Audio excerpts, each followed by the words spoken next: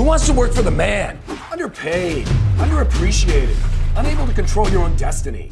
I take people out of the rat race and make them their own boss. My name is Dennis Mulgannon.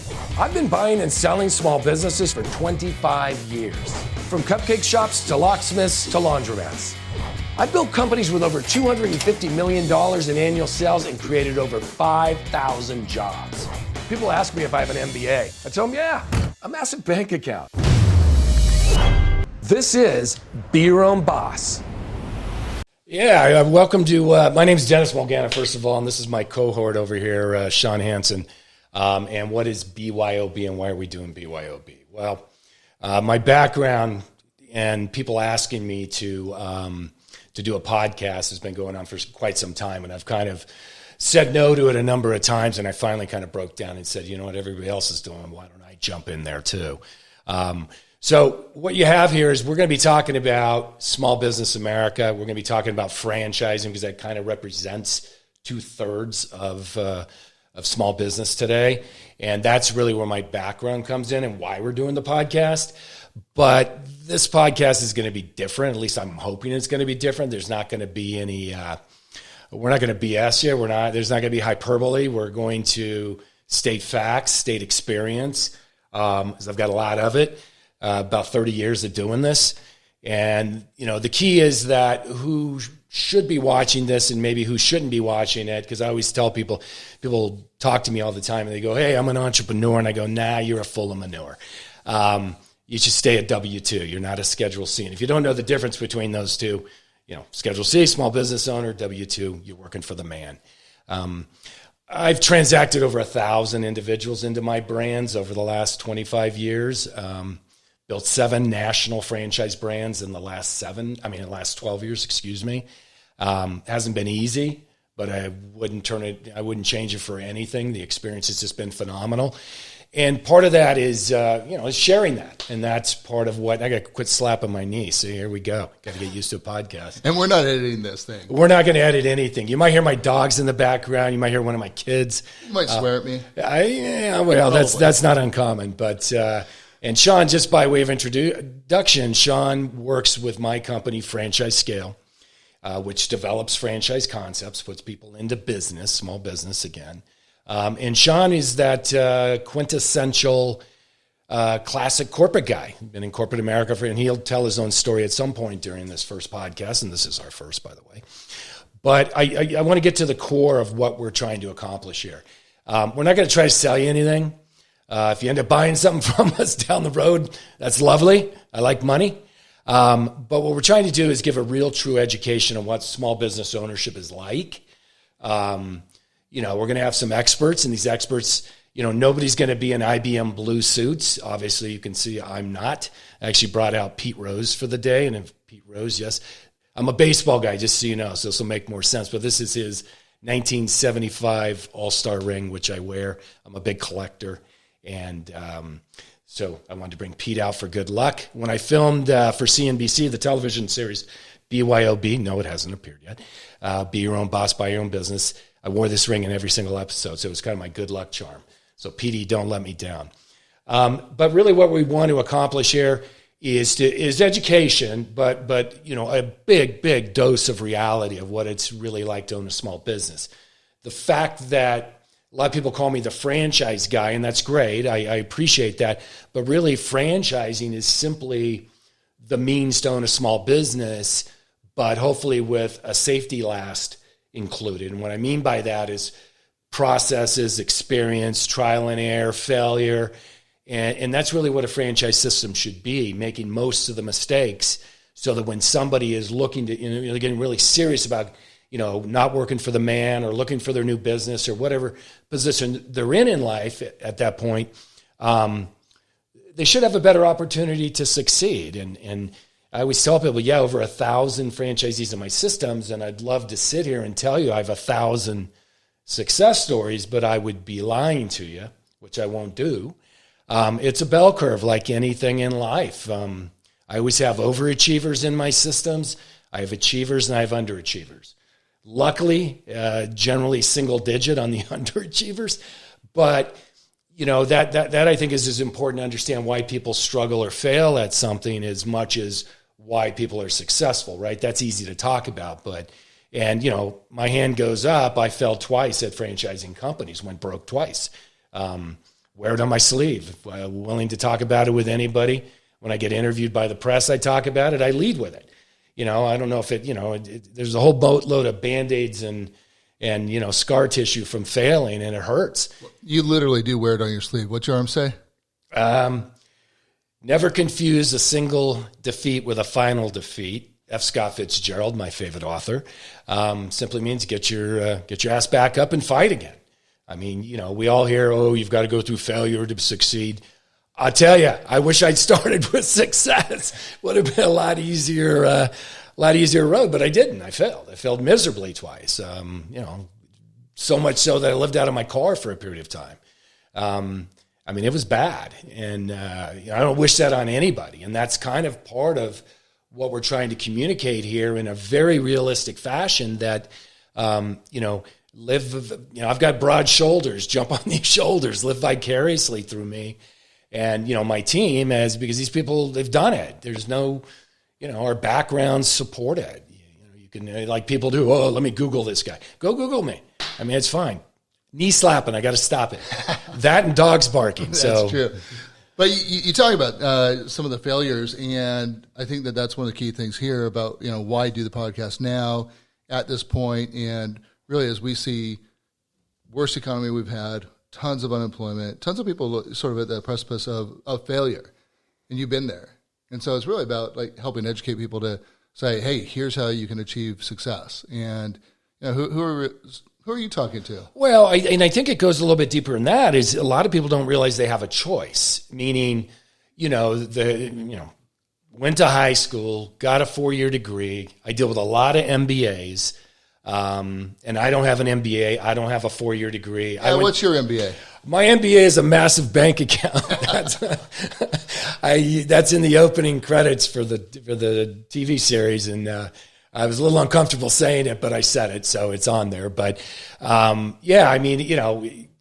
a lot of smart people, that went to Wharton's and all these great schools, but and have these beautiful degrees, but at the end of the day, they really don't understand business, and how to run a business. They end up with a really well-defined skill set in corporate America, whether it's marketing, administration, sales, whatever it is, whatever they did, but it doesn't necessarily translate to the small business world, because small business world, you got to wear every hat.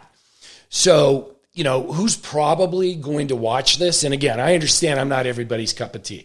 Again, I'm not going to be wearing IBM, blue suit and with a nice tie and, and a, fancy jewelry. It's going to be Pete in the house every time, or I've got some other baseball rings I'll share with you guys over other podcasts. And actually I'm going to share some of my baseball memorabilia, so you non-baseball folks, I'm going to get you to, and we're actually going to do a podcast. I actually have a ranch about 30 minutes from my home here in Northern California.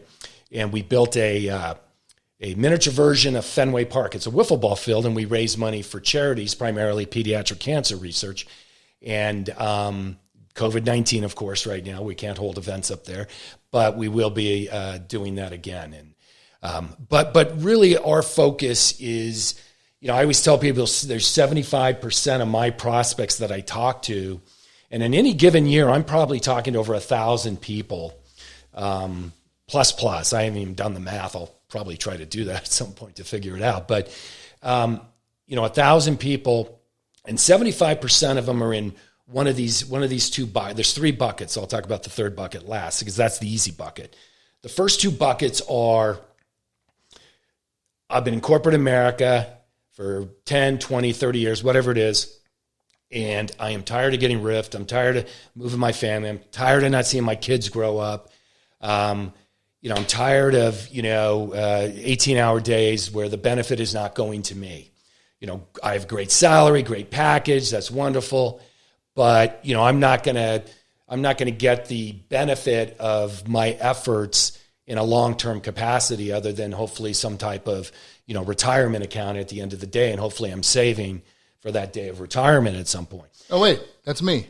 So that's where I was. 22 years in corporate America, had great six-figure income, and realized a couple key factors. One was working my tail off to make somebody else a lot of money, and two, my kids can't inherit my W-2. So I'm right there in that bucket. I'm going to repurpose that. That was a good one. I think I stole that from you. Well, yeah, but I forgot about it. It goes in the, So that's about half of the prospects that are looking at, a small business ownership that I deal with. And they've built up a nest egg. So they've got a nice retirement account, which they can access through what's called a Rob's rollover.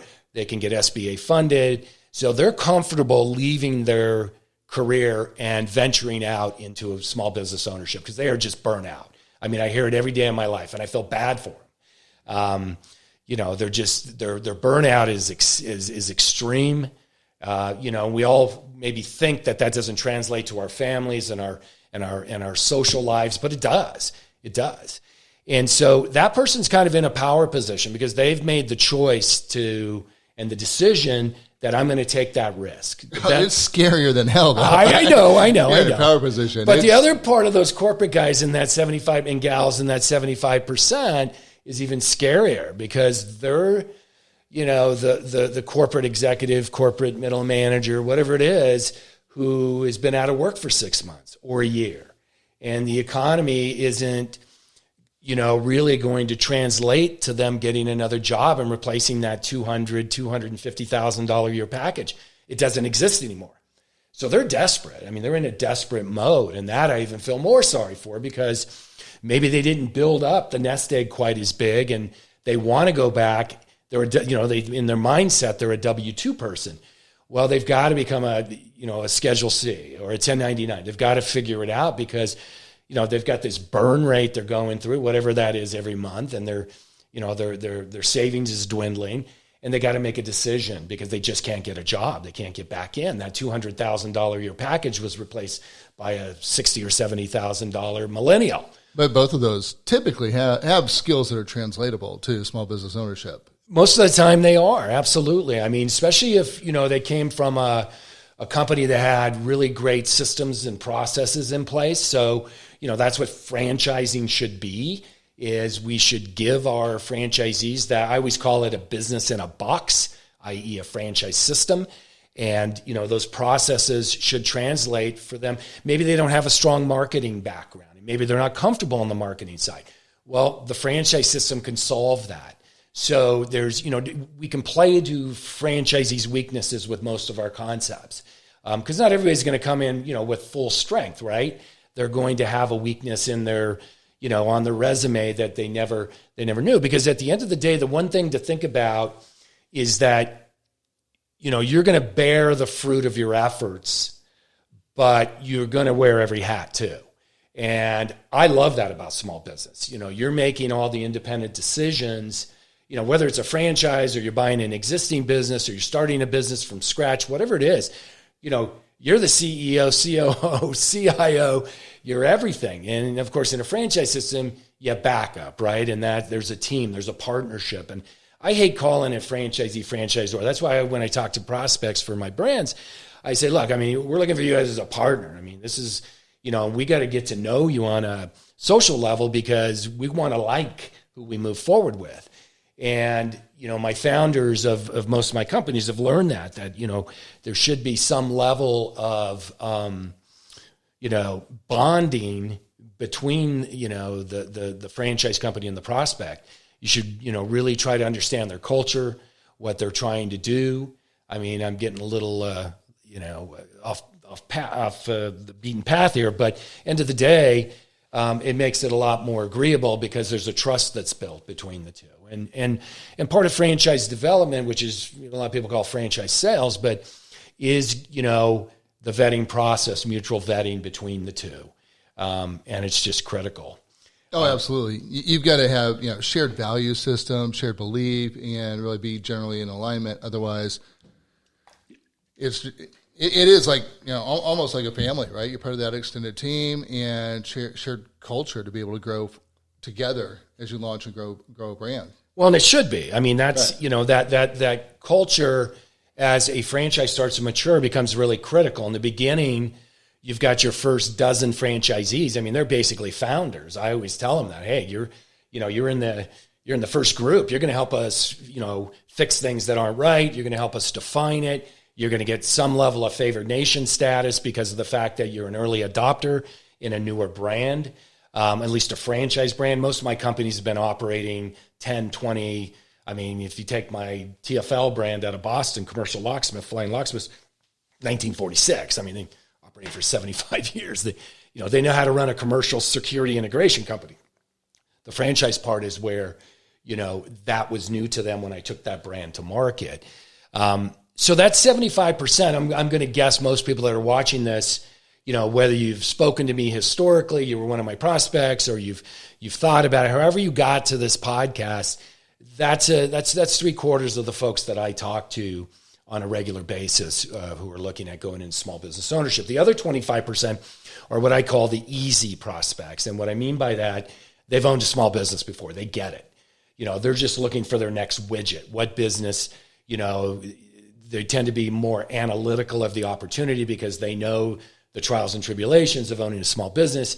And they're just easier because they know how to run a small business. They just need to understand how to run the widget. Are they looking to build an empire or do a new one or all of the above, really? Yeah, yes, and yes. I mean, they tend to be very, very entrepreneurial. Even though they know how to run a business from a small business perspective, they're still looking at, I want that franchise system in place. The value add to that is huge for them. They get it.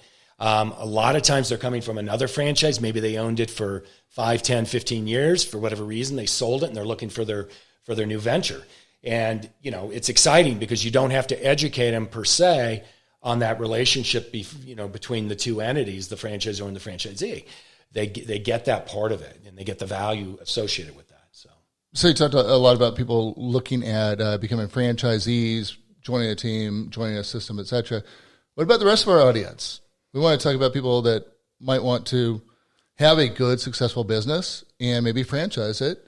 And then the other of, hey, you're looking at buying a small business. Hey, it's a gym, it's a tanning salon, it's a whatnot. You're shopping. What do these people learn from you? So I think everything starts with small business. That's the terminology, right? Everything, outside the scope, I don't know what it is, but over 500 employees, I think, is the federal government's designation of a large business. Small business, anything under, at least it used to be that number.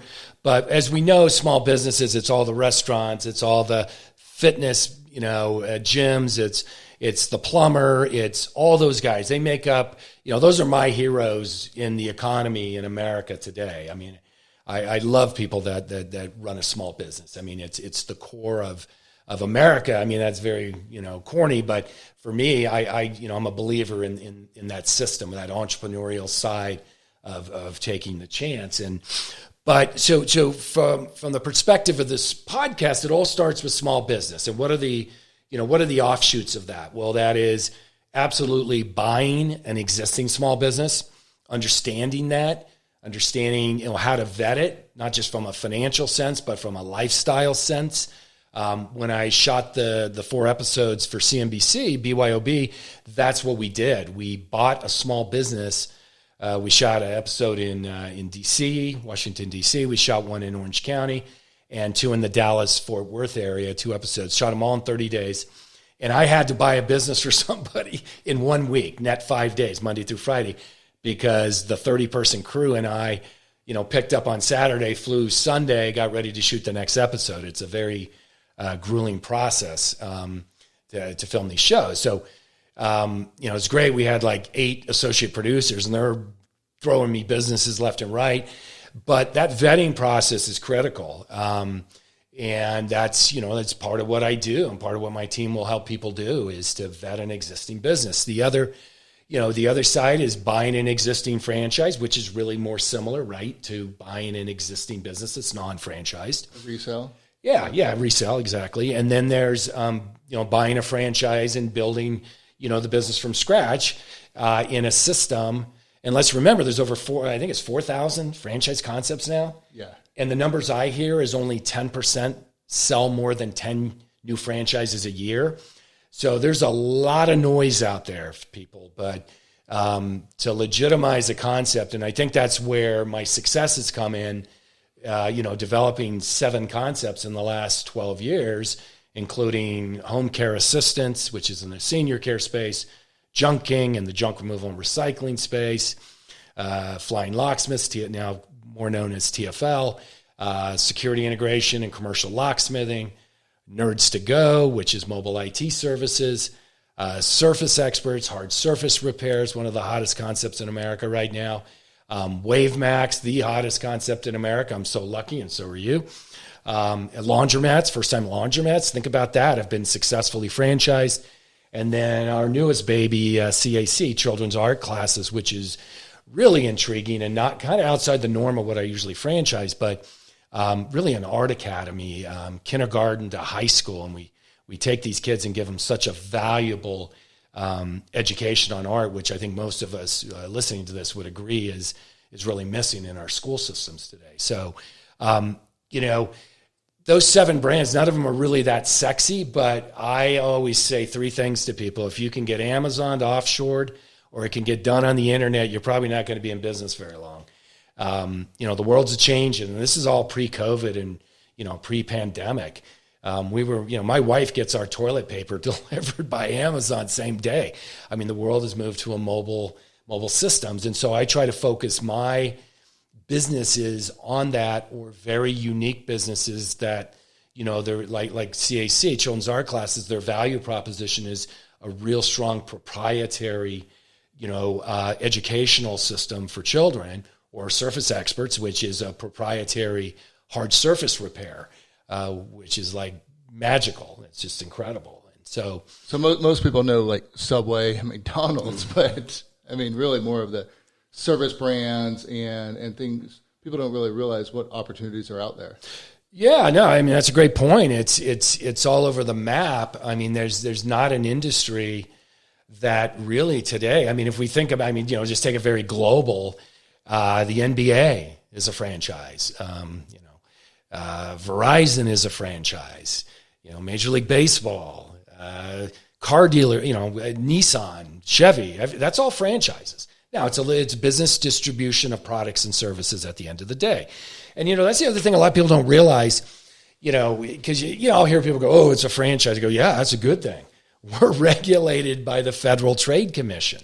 We have to be in strict federal compliance with all of our processes and our documentation.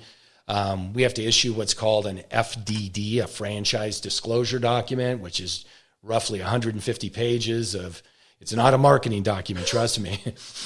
People, first time they get shocked. And I say, just put it next to the toilet and read it then. I'm kidding. Put it next to the nightstand. It's a great cure for insomnia. It really, truly is. And then we're regulated by 14 states, where we can't even offer our franchise in those states until the state regulators have approved our disclosure document. So, yeah, we're highly regulated. Just think of it this way. The best way is a public company regulated by the Securities Exchange Commission. Franchises regulated similarly by the Federal Trade Commission. So there's a lot, and it's done to protect investors, i.e. prospective franchisees. So it's a good thing. And it keeps some of the riffraff out too of, trying to take a business to market. So, yeah. So we're going to share a ton of information about becoming a franchisee, what to look for in good brands. Wait, I missed one. Wait. We got to go back. Franchisor. So I was talking about, I was talking about my 7 brands, and hopefully we've got some people that are running successful small businesses today and have always thought, hey, how do I expand it? There's always, the Starbucks model of, because it's a non-franchise. A lot of people think Starbucks is franchise. It's not. They do licensing deals like in Barnes and Nobles and things like that, but it's not a traditional franchise. It's company owned. So that's one way to expand, obviously, raise some money, spend your own money. But I always think franchising is the greatest distribution model in America because it's OPE and OPM. And most people don't know what OPM is, and that's other people's money.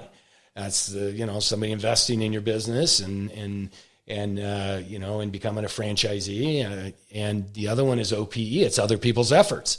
So you don't build up, if you're going to open 200 franchises across America as a franchisor, your staffing isn't, 10 people per store and you got 2,000 people on payroll. It's each franchisee is independently owned. We've all heard that, and I always use that. People are always talking about pricing in franchising, that it's controlled, and it's not. Why do we hear on a McDonald's commercial at participating McDonald's, right? I mean, that's just, it's a free market system, and people always ask me too, it's like, oh, can I sell a franchise? Yeah, of course. You can sell it like any small business. The new franchisee has to fit certain, criteria and qualify for it, just like you did as a franchisee. But franchising is just an incredible way to build great wealth at a franchisee level, at a franchisor level. But at the end of the day, I want to take this back to the core. It's all small business. That's what we're doing here.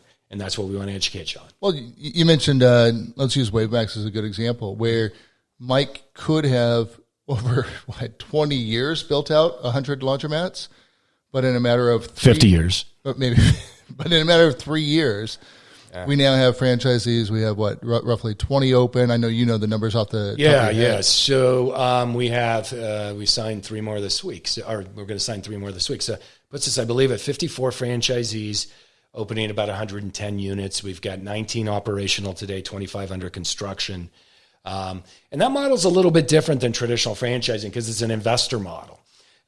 We want people to keep that high-paying W-2 job because it really, truly is one of the very few legitimate semi-passive opportunities in America. It's a laundromat. It is staffed, but it truly is an investor model. If somebody comes to me and goes, hey, I want to open one of your WaveMax laundromats and I need to replace X amount of income in the first year, we say, hey, we're not a good fit for you.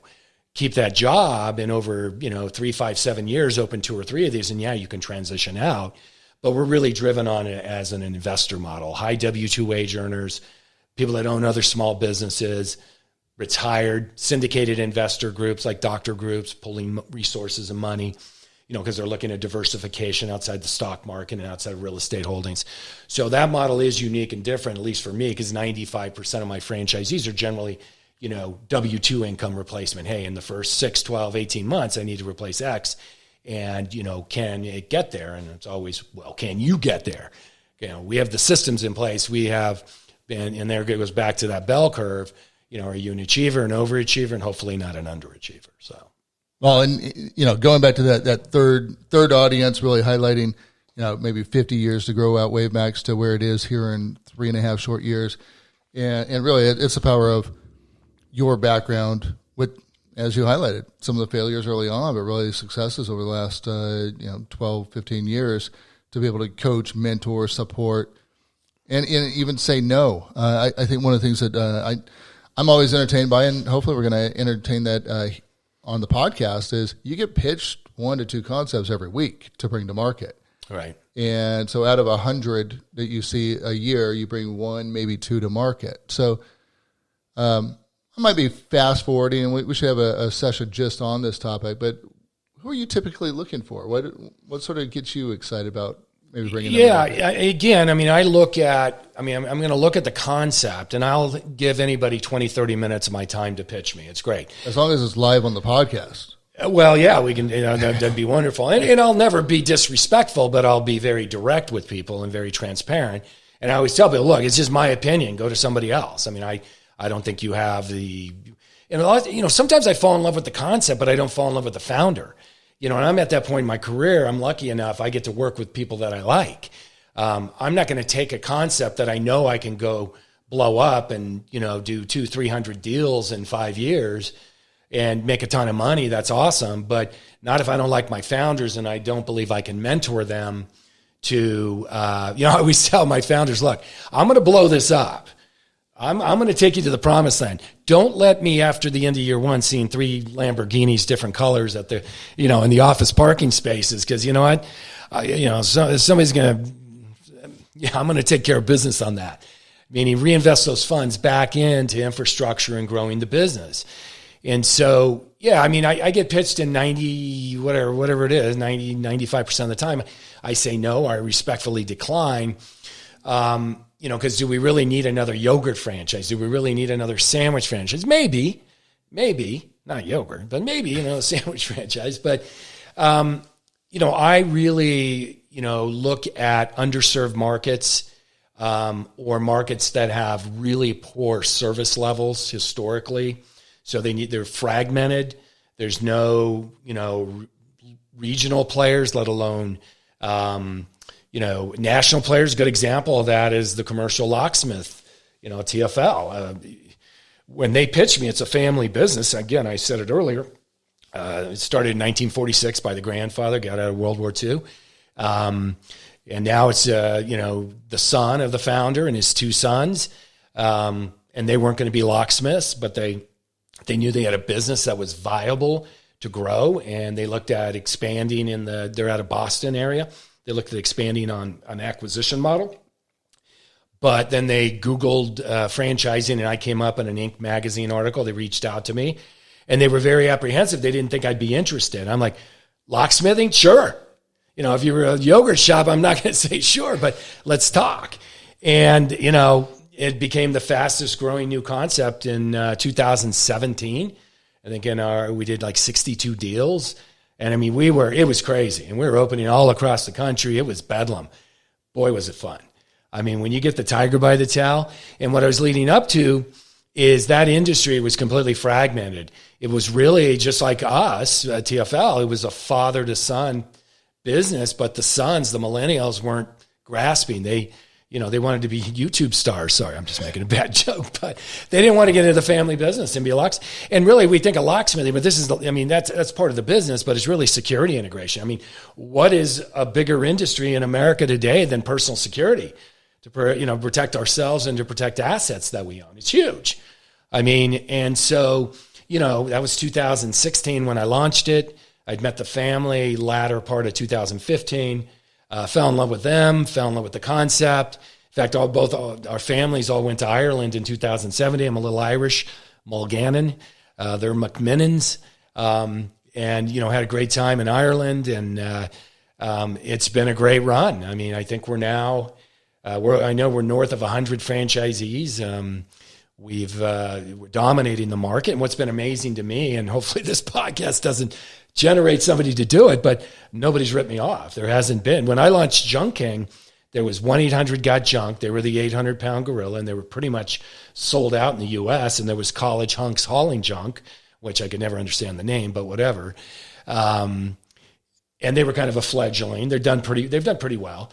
But I was number 2 to market. And I always tell people, look, I don't need to be Coca-Cola when I go to market. I'll be Pepsi, or let me be 7-Up. I just don't want to be Diet Mr. Pibb in the food chain when I go to market, as I want to have a shot at it. So I love those. I love service industries. I love aggregating and rolling up a market. I love paying forward everything I've learned from other service brands.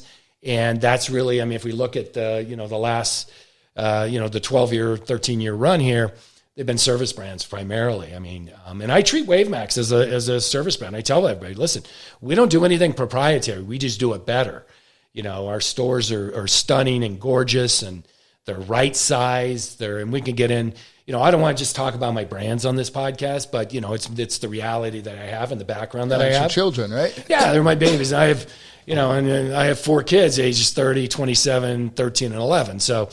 I've been a dad a long time, and everybody goes, what's been your favorite brand? I go, really? I can't say that, but it's really, no, I'm just kidding. But no, they've all been unique and different. They've all had different challenges, and I'm going to explore that on these podcasts too, what the challenges were with them. A lot of times it is the founders. They get in the way of the success, and that's kind of a scary thing. So we talked a little bit about your background, about target audience, who we're hoping to speak to in this. Why BYOB? Why BYOB in terms of the name of the show? Yeah. So BYOB has a triple meaning for me. Bring your own beer, which there's one, which we did, because at the end of each podcast we're gonna educate you on a beer. We're all beer guys here, and we actually went with a local brewery. We live in a town about 30 miles east of Sacramento, and Sacramento is a great beer region for craft beer, and we'll be talking about that a little bit too. But be your own boss, buy your own business. That was the name of the CNB show, and so we're kind of borrowing that. And it's the American dream. It should be. I mean, I get the security of working for the man. I get that. I get it. I never did it. You know, I was, I guess you'd call it, I was born either full of manure or entrepreneur, depending on how you want to look at it. But, you know, I was tenacious. I couldn't work for anybody. And so that, you know, that kind of just naturally you gravitate into small business ownership. And I started my first franchise when I was 21 and crashed and burned. And people go, well, what was it? I go, it was a sandwich shop that delivered. I copied Subway and Domino's. They were on fire back in the early 80s. And it was called Subs to You, the number 2 letter U. I was a busboy in a restaurant. That's all I knew from a restaurant. What do you mean cost of goods sold? What is cost of goods sold? COGS. I remember somebody said COGS. I go, excuse me, are you coughing? They go, you don't know what COGS is? I go, no, what's COGS? Cost of goods sold. Oh, you mean food costs? They go, yeah. I mean, so there's been a long educational process of trial and error, trial by fire, failure. And yes, I've been on a great 14-year run, and, you know, I plan on staying here. And that, you know, it takes discipline. So you've always been your own boss, but now it's really about that helping other people achieve that goal. Yeah. I mean, it's, you know, I try not to be too corny, but a lot of people can tell me I'm a corny guy, but yeah, I'm paying it forward. You know, there's a cliche. I want to educate people, and, you know, whether, you know, it's one of our concepts or another concept, and, you know, a small business that they need vetting or need help or whatever, that's what we're going to do. I mean, we're going to help people, you know, because the hardest thing, I'm really good when somebody's walking on the fence of leaving corporate America or buying a small business. I'm really good at flicking people off the fence because, you know, they're trusting me, right? I've built a reputation in the market of trust, and I don't ever want to abuse that. But sometimes I flick them back to W-2. You know, they're just not going to, it's not going to be good for them. I'm getting a signal over there that we've got to do a commercial here, man. All right. Well, then let's take a quick break, and we'll be back in just a couple minutes. All right, cool.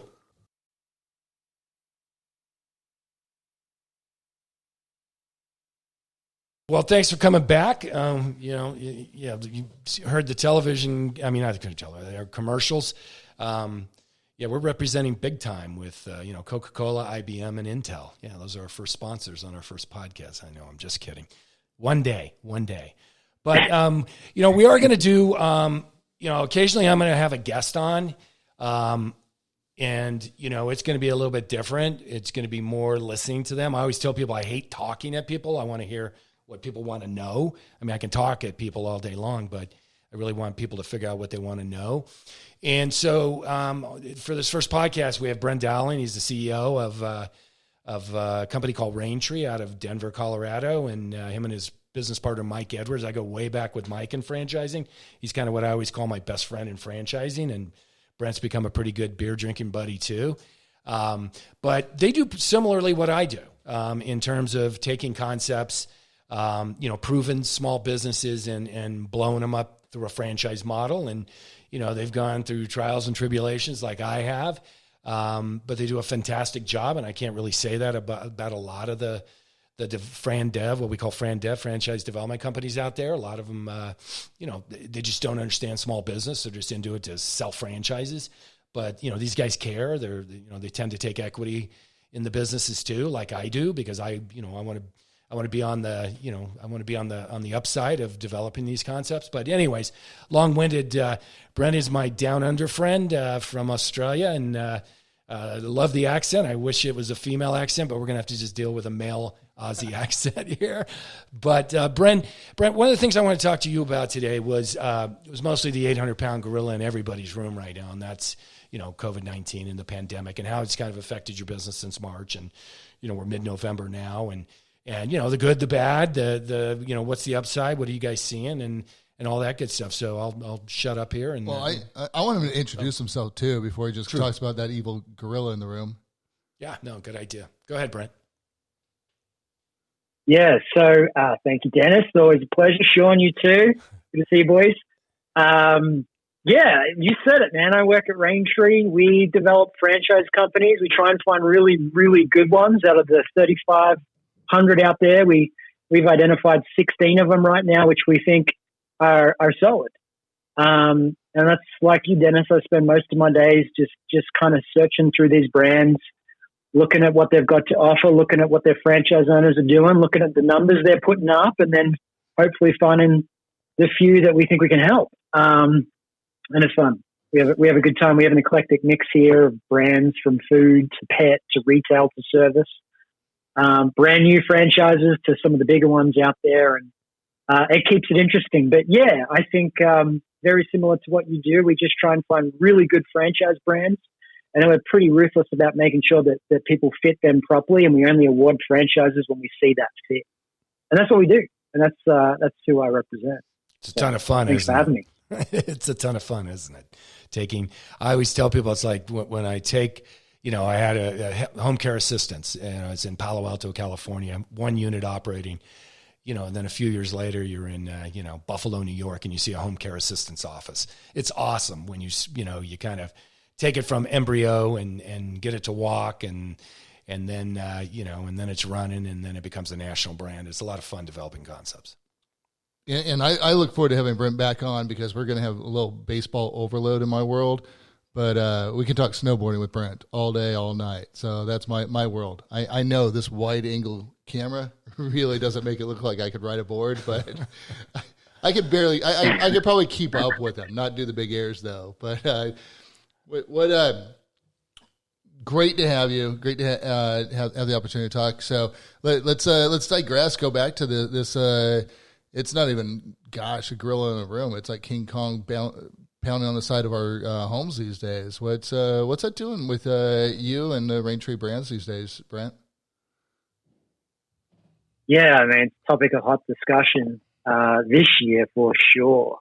Seen a lot. It feels like, I was just talking to somebody the other day about it. The last 8 months feels like 8 years, right? Like when you think about February, what franchising was before this happened, it really feels like I was in a different career, in a different world, because we were in a different podcast. But yeah, it's been weird, man. It's been real weird. There's been some very big wins for us. We've seen some really cool things, and then there's been some real struggles. I guess, what have I seen? I'll start with the negative, because you called it. It's out there. I'm a franchisor as well, so I have 2 franchise brands. One of them is a kid's a retail studio play, and COVID shut all of them down. That was pretty heartbreaking to watch folks that kind of just got open with their business and getting really excited, and then get told, not allowed, you got to shut it down. And that was difficult to watch. But very cool things have happened. Pivots, I'm sure you've heard that word 10,000 times. I'm sick of that one too. But some pivots were made, and those franchise owners are making some money again and are fighting their way back. And that's been cool to watch. Man, I'm going to do on the Raintree buzzword bingo bullshit game on this moving forward. So pivot is definitely on my buzzword bingo. Sorry, Brent. Go ahead. Yeah. Well, we should. We were talking about this at Raintree the other day when we were talking about some podcast stuff that we were looking at, and we thought about having shots every time the words "the new normal" came up. You had to take a shot. Pivot, you had to take a shot. There's like 10 of them, and we'd be pretty drunk pretty quick. You're like 10 minutes in, like on the floor. Right. So yeah, there's that side of it. On the franchising side at Raintree, unlike you guys, we have some food franchises, and selling and putting people into a franchise when the actual franchise owners themselves are at 50% capacity, that's difficult to do. So that's been challenging, but nonetheless, like most of our food brands have continued to grow in spite of that. So I love it. I know you guys have Kid Crate is the brand that you mentioned. We have children's art classes, so we're both teams are pretty tough 2020, but I'm really pumped about where we're going coming out of this. Yeah, no doubt. I think that's the focus. So what we're doing is, again, we've got service brands, pet brands. We've got service brands that, like, year over year, they're up. There's one brand that's up 400%. There's another brand we've got that's up 200%. We've got pet brands that are having lights out years. and that's all cool. And so people think, well, you've just got to focus on those, stay away from the retail and the food right now. And that's the common sentiment out there. And we sat down and we thought, no, we're not buying that, because you just take a look at what's going on. There's a few things going on out there, right? You've got pent up. You've got unemployment, which is high, and it's unemployment in the top end of the labor pool as well. So that's folks with skills and folks with money. And when they can't get the job that they want or that they're used to, franchising becomes real attractive, and it should be attractive to them. Then on top of that, you've got a bunch of food and retail plays, mom and pop restaurants and businesses, and I hate to say it, but it's true. They're going out of business by the day in high numbers. So what we're seeing already is folks that are coming into franchising in some of these retail and food plays are getting A, real estate for a B or C real estate pricing. And that's going to have a huge impact on the next 10 years of their bottom line. So we're kind of seeing folks do that. And then, you think about the demand that's tensing up, like especially for eating at restaurants and going to a bar and taking your kids to something experiential like kids' art classes. That's going to be in huge demand as soon as one of these vaccines comes into play and people feel good again. That's going to be pent up demand. So you've got kind of this three-way effect, this triple-pronged effect that is creating what I think is like the perfect scenario for a retail or a food franchise. And we looked at that and we said, people are scared about it. People are saying it's not possible right now. I think maybe it's the snowboarder in me and the risk. But we said, I see it the other way, and we're going all in. So we're opening up 3. We have a brewery franchise, which is a restaurant with a full menu. We're opening up 3 of them ourselves here in Denver because, again, real estate is crazy cheap right now. The demand, I believe, next year is going to be insane. And so people are kind of going the other way with it. We said, no, I kind of see it the other way, and let's see if we're right. So we're taking a big punt. We'll see how it plays out, but I have a pretty good feeling about it. Yeah, and I mean, there's going to be attrition in the marketplace in every single, vertical, every single business type, and there's going to be people that can survive it, and some people that aren't going to survive it, right? And some people should have went out of business pre-pandemic, anyways. And so, from the real estate side, I agree. I mean, we've got, we have 2 concepts that are brick and mortar. We have children's art classes, similar to, to what you guys got going on, and we're starting to see an uptick, which is wonderful. But also, and I'm trying not to use any of the cliche words out there in the marketplace, but we can adapt that model to smaller class sizes, right? So we can, whatever crazy ass governor of whatever crazy ass state wants to make some type of uniform approach to tell us what we can and we can't do, we can pretty much adapt to it, including California. So. Yeah, it's we're going to make it work, and so we have an uptick. And then the other side of that is, some we know restaurants are going to go out of business. They're just not going to be able to last, and they might have been the greatest restaurant in the world, but the average sit down restaurant in America I heard is around 2,500, 3,000 square feet, and that fits perfectly in with WaveMax, our laundromats, because we're able to go in and these A- B+ commercial locations. We're able to get a better location for the cost that was costing, at a C+ location. So I think, and again, I'd rather use the word chameleon. I think companies are going to have to really look at the rules of engagement in existence today, but you're absolutely 100% right. This is going to end. I mean, there's going to be a change. And so, which we're looking forward to, but you got to play by today's rules and whatever that means. So, you get your businesses open, you continue to develop it, and maybe you're doing it a little bit differently in the interim, but at the end of the day, you've already said it too. Unemployment, in the higher levels of middle management in corporate America and upper management, those jobs aren't going to be existing much longer, and we're the perfect place to capture all those well-skilled and well-capitalized folks. So. Yeah, absolutely. And then on the other side of that, those folks see, like, I feel like franchising from the consumer standpoint is picking up pace, because from what I can see, even as a parent and as a consumer myself, I look at a mom and pop restaurant or retail or service location right now, and I think, did they sanitize that thing last night? Is there proper protocol in place? Do these people even know what that is to keep me safe? I look at a franchise brand and I think, yeah, they've got the support of a national company. They're going to be doing it right. I'm going to be safer. And I think that, that stigma of franchising, of, big national corporation, I think that stigma is being quickly turned around to, yeah, we like that right now. We need that right now. And I think that side of it is really exciting for what we're doing too. Yeah, I would agree with that. Yeah, I because most of my brands' unit level economics are up during the pandemic, which, wow, I can't even believe I just said that, but it's true. I would agree with that. It's not that we haven't, March 15th to April 7th or 10th or whatever it was when we all realized, this shit's real. We took some hits and we had some panic and we had what everybody else, what the rest of the world went through, right? Everybody went through, but, we're starting to really see, I hate saying, lemonade out of lemons and all that, but we're starting to see some positives come out of our brands, which is exciting. And talking to some of my other cohorts, other than, Raintree and you and Mike, I'm hearing the same thing. So I would agree with you that from a consumer perspective, a franchise, there's some more accountability there, right? There's some more predictive behavior that the small business owner is going to be doing because we are a national brand and we have resources to be able to support that. So. Well, systems and standards and, frankly, penalties if you don't do it.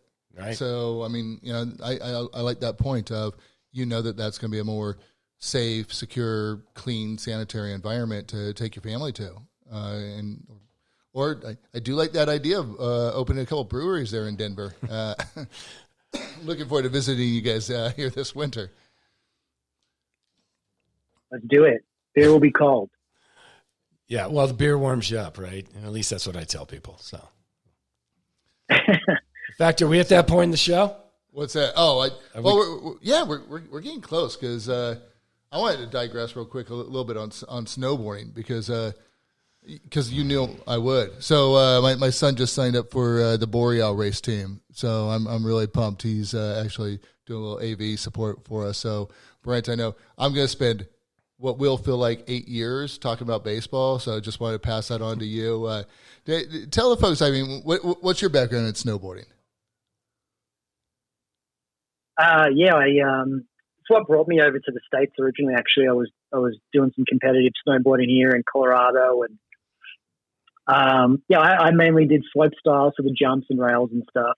Not some of that speed stuff. That stuff's scary that your son's doing. He's brave. Compared to I did that. Go ahead, sorry, man. Yeah, you did. I did that for 6-7 years. I went and did an MBA while I was doing that as an excuse to kind of keep the snowboard game alive, and it was a great way to get through college. I had a blast snowboarding around this country and some other countries around the world, and then the old story, met the girl here and stayed since. So still get up there, still get up a little bit, but it's harder these days when you got a few businesses to run. It's not as easy to get 100 days in a year plus anymore. But we're trying. If you get double digit, that's going to be a Christmas miracle. Come on. And we're an hour from South Lake Tahoe. That's where Boreal is. So, right? Yeah. Yeah. But I like his. It's hard to get 100 days, a third of the year on the snow. I have aspirational goals like that now. So I think Dennis sort of teed it up. By all means, I want to shoot the bull a little bit more about franchises, small business ownership, etc. But this is a BYOB podcast, so let's open up beer. Brent, you're out in Denver, who has tons of great beer out there. You probably can't get our Track 7 local here, so I'll share a little bit about what we're drinking, and hopefully you'll open something and share something about what you're drinking. So, again, it's BYOB, be your own boss, buy your own business, and bring your own beer. So this is Track 7. They're a local Sacramento brewer. They were founded back in 2011, and people are always like, okay, so what's Track 7? Where's the name come from? And frankly, when they first opened their brewery, they were really close to a old Western Pacific Railroad site. So I didn't know that. I mean, I love their beer too. Well, I know that. So this is called Left Eye, Right Eye. And because it's 8.5% alcohol, exactly. It's a big, robust IPA. They have another one that's called Blood Transfusion, which is insane. It's only 7%. But what do you got over there? Only. I can't see you, Brent. What beer do you got? We got. I'm going to pull out a Voodoo. I'm going to plug my own franchise brand here, but Voodoo Good Vibes. This one is it's a West Coast IPA, they call it. So out your way. We're familiar. Some tropical, yeah, kind of tropical. But it's got some character, as we say too. It's 7.8% of it. So yeah, I don't drink beer under 6% ABV. So yeah, and I like my IBUs over 70 minimum, preferably 100. So under 6% is an NA beer, right? Well, yeah, that's fake beer. So yeah. Well, let me set this up. 31 days without alcohol beer. So here's my first beer after 31 days. I know you guys, a lot of people take off a month, and I did it. So proud. Cheers. Congrats. Congrats. What was the reasoning there? Were you doing an October deal? Or? It's called 6'2", 235 pounds. And I should be sick. And I'm down to 6'2". I'm down to 220 now, but the goal weight's 210, my playing weight, right? So that's when I feel the best, the healthiest. So, I got to take a break every once in a while. So this was my turn, and I did 31 days, and not going to say it was easy the first week, but because I'm a social guy, and but I'm glad I did it, and now I get to enjoy this beautiful Track 7. Left eye, right eye. And it puts out both eyes. That's why they call it that, I think. I think he was just anxious about this wide-angle lens, which, I'm going to have to stop drinking during the holidays. Never mind that. We'll talk about that in the new year. That's why I wear untucked shirts, man. Yeah, so. I hear you. So as we crack this open, we're going to be – this is sort of a weekly theme, is we're going to be sampling different beers around the country. Look forward to getting – hey, it's one of your brands. I'm looking forward to getting a shipment of that, maybe by the growler. Yeah, I like how you work that in, Brent. You're welcome. Jeez, plugging Voodoo. I love it. I like that. That's awesome. Is that our? I had to do it.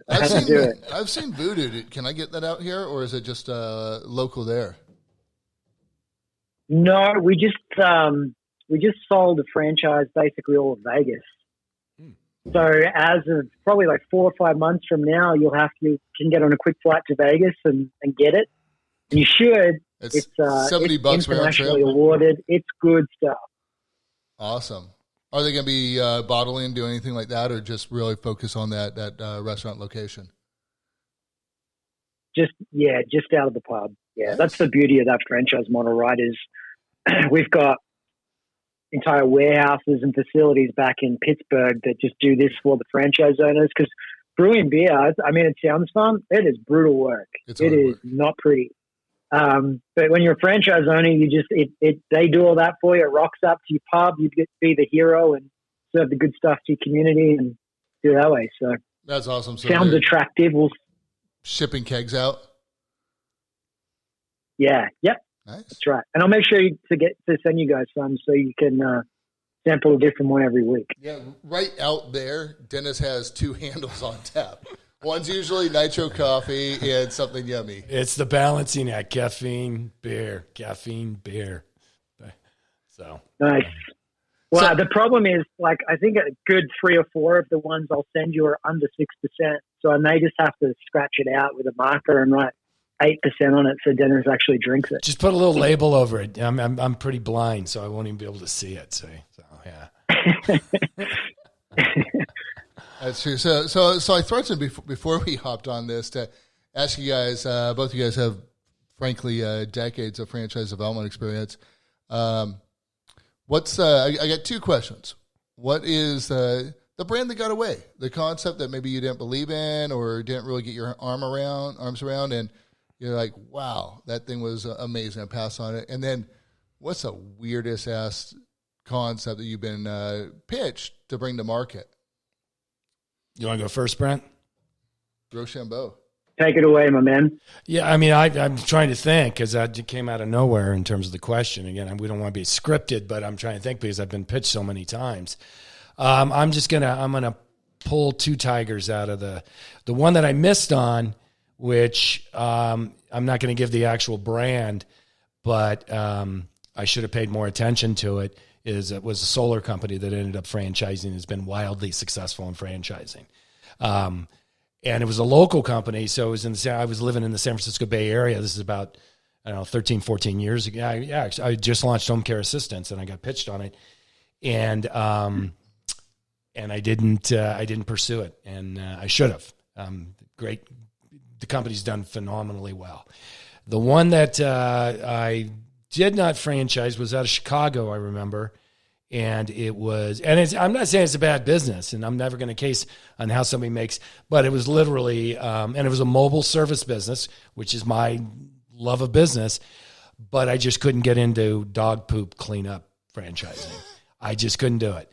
And I don't know if that was my ego back then or what, I mean, I just couldn't do it. And I haven't tracked them to see how they're doing, if they've done well or not, but shame on me if they're successful. Again, that would have been my fault because my ego got in the way. So what about you, Brent? Anything? I won't say the name, but there's a waxing franchise with a fun name to it. Great model, great team. Just slip through the fingers, and that one's going to be gigantic. Yes, people like to get waxed in this country a lot because they put up big numbers. I don't like any that would be the one that got away. But when I look at those, looking at some of those out there where people get naked in your salon, I'm like, man, that insurance and that risk sort of, I can see why you might have passed on that. Wow, it's so funny you bring that up because you want to know what I was going to bring up next as the strangest one I was pitched was a strip club. So there's nakedness in both of them. What is this? Come on. Coordinate that. Really? Correct. This guy had a strip club, and I guess it was successful, and he really wanted to franchise it. And I think I just thought, Discovery. I'd go to one Discovery Day and I'd be divorced. So we can't do that. Hey, we're in California here. We call it Adult Entertainment Club. Okay. Gentlemen's Club. Gentlemen's Club. Yeah. No, that's the South. They call it true. Gentlemen's Club is in the South. We're Adult Entertainment Club here. That would be the best Discovery Day ever. No, I'm with you. My wife would not allow me to go to Discovery Days. I have to be at all the openings, honey. I got the grand openings. I've got to cut the tape. I got to. Yeah, I'm not going to explore that any further because I'll go in the wrong direction. So I'm going to. Yeah, I'm with you. So how about these days with y'all doing virtual Discovery Days? How are those things going for your brands? Are you back in the saddle doing it in person? They go well. A bit of both, yeah. I think the brands that can socially distance and do it safely, we just see such better conversion rates. We just see there's something to, especially when you're signing something like a 10-year agreement, where in many cases the person's investing their life savings and then potentially borrowing a small fortune to do it. There's something to looking someone in the eye and breaking bread with them safely, of course, before you do that. We just, if we can do it safely, we just see better results for the franchise owner and the brand. So most of our brands can do it safely. We're still doing it that way. And then some need to be virtual for the models that they have, and that's fine. But again, I'm just looking forward to hopefully a quarter or so from now where it's a lot safer and this is even in a question anymore. Yeah, what we've done to adapt a little bit on brands, again, that we can do this is we're doing like mini discovery days with a franchisee that's nearby. So they can actually engage with somebody. Nice. Maybe they're not coming to our corporate office and going through that dog and pony show, right? We're doing that all in Zoom like the rest of the world is. But we'll have them, travel 50 miles, 5 miles, 100 miles to go hang. And everybody, of course, does best practices from a COVID standpoint. But at least they can see the business in action, meet another franchisee. And that's worked out pretty well for us too. So, yeah. Cool. Yeah, we were just talking about it. The big thing that's been cool for virtual and the Zooms of the world is what we call peer review or others call validation. It used to just be get on the phone and chat with someone, but having that franchise owner and the potential franchise owners to look each other in the eye, even by computer video, there's something cool to that. There's something that it just takes it to a slightly deeper level where you can kind of look your potential fellow business owner in the eye, ask them questions. And that's been a cool discovery. I don't think we would have explored that without a pandemic kind of forcing us to think that way. So that's been cool. That's cool. Are you having, I love that peer review. I'm going to stop calling it validation. I like that. That goes on the list. Every time I talk to the Raintree crew, I'm like, oh, that's a nice nugget. If you guys start using SWOT analysis, I'm going to throw you both under a bus. Jeez. I'm so sick of SWOT. Only because, we deal with a lot of corporate guys, right? And that's in gals. And that's always, well, what's the SWOT analysis of the company? And I'm like, I'm a KISS analysis guy. Keep it simple, stupid. And, so anyway. I'm adding to my bingo card right now. Yeah, put that one down. Put that one down. So what's on the list? So we better not pivot. It'll never be on this pod. You better not pivot to a SWOT analysis. Damn straight, you better not.